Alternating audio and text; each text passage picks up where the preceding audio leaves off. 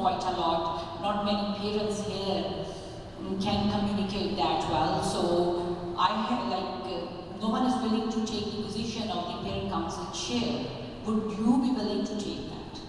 And I took that. I said, yeah, why not? If I can be of help, and even those parents for whom English is not the first language and they have some communication barriers, and a lot of community at Regent Park at that time was from Somalia, Bangladesh, a lot of Muslim mothers. So I thought, I think that would be a good opportunity to contribute and make sure that our next generations are successful in this country.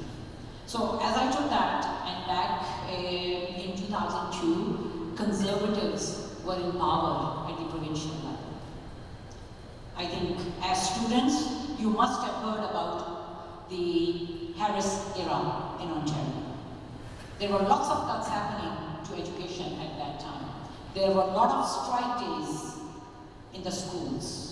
Most of you would not be in the schools at that time, but like as a parent, it was very disturbing for me to see that there are strike days, the teachers are not happy with what the work the government is doing, and as a result, like the support staff was often at strikes.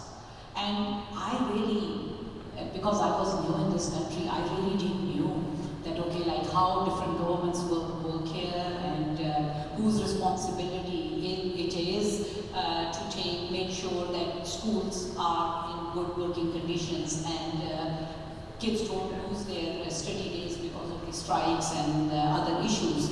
So I had few discussions with the principal about that.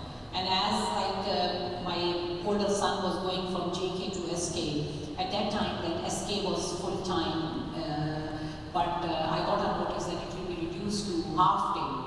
And I said to the principal, I think this is not a right move, because in order to be successful at grade 1, the kids need to be well equipped with the communication skills and the languages, and as English is not the first language of majority of the kids coming to this school, I think full day kindergarten is a smart move. Reducing it to half day will not be able to help the family. So he said, it's out of my control.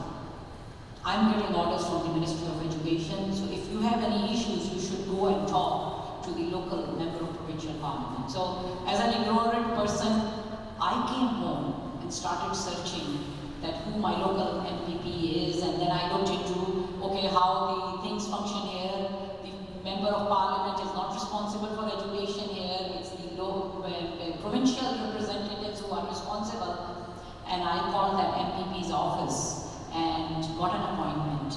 And we used to have a car at that time, on a double stroller with 2 toddlers. And I walked into the office of a member of provincial parliament. And I laid down the things I came for, and I didn't know that he's in opposition. So he explained me that I'm a Liberal MPP, the Conservatives are in power, I am in opposition, I'm a backbencher, I really cannot change the policies, but I can help you to get your point out, he said. Then he explained me that you can do a petition, you can come outside, protest outside Queen's Park, organize the parents group. So I said, okay. So he asked me, are you willing to take that? Because not many parents here are willing to take that. I said, no, I will take that. So just to fight against cuts to education, I then started thinking about some next steps.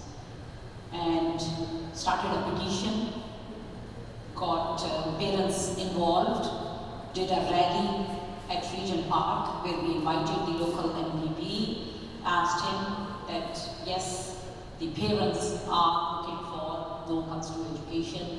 And see, when you immigrate to Canada, you immigrate because you are looking for a better life than what you had back home for your kids and for your grandkids.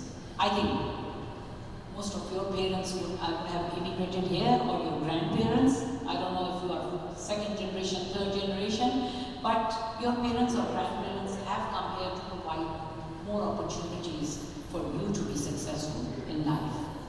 So I think as a community activist, that provided me an opportunity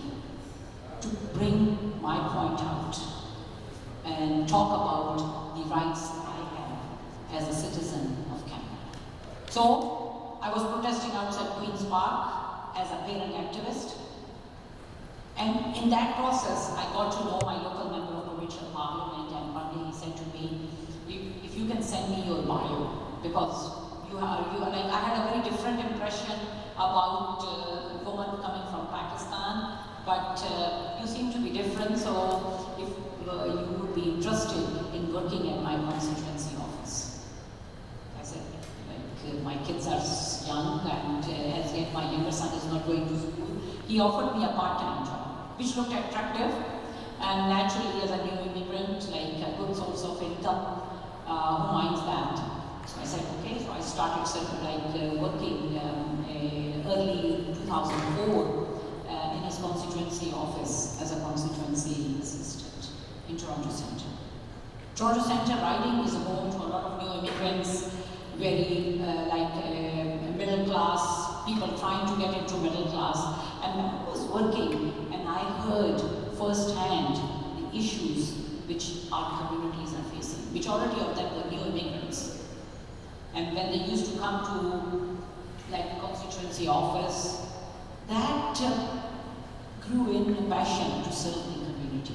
I felt that there is a vacuum at our different levels of government, whether it is federal, provincial, municipal. Canada is a country built and by immigrants. But back in 2004, not many immigrants were in House of Commons or Queen's Park or City Hall.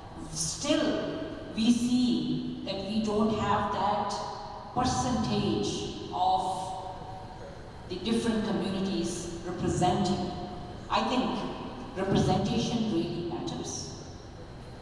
People who are sitting either in House of Commons or Queen's Park or City Hall make decisions which affect us on a day-to-day